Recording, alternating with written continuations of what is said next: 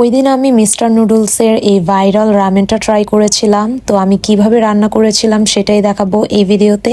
তো চলেন কথা না বাড়িয়ে ভিডিওটা শুরু করা যাক। নুডলসটা সেদ্ধর জন্য প্রথমে এখানে আমি পানি বসিয়ে দিয়েছিলাম।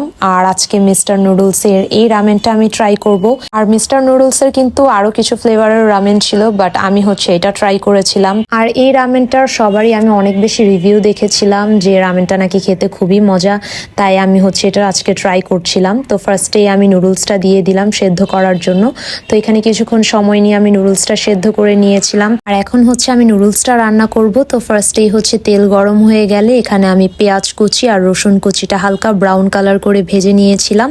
তারপর এখানে আমি একটা ডিমও দিয়ে দিলাম। যেহেতু আজকে আমি এক প্যাকেট নুডলসই রান্না করব, তাই আমি একটা ডিমই দিয়েছিলাম। এখন ডিমটাও ভালোভাবে আমি ঝুরি ঝুরি করে ভেজে নিয়েছিলাম।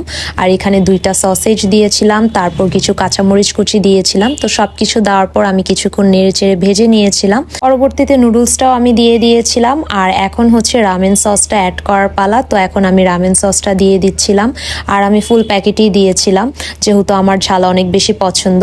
তো এখানে আমি রামেন সসটা দেওয়ার পর ভালোভাবে নুডলসের সাথে মিক্সড করে নিচ্ছিলাম নেড়ে চেড়ে। আর সসটা দেওয়ার পরপরই খুব সুন্দর একটা স্পাইসি কালার চলে এসেছিল নুডলসের মধ্যে। তো এখানে আমার রামেনটা কিন্তু রেডি হয়ে গিয়েছিল।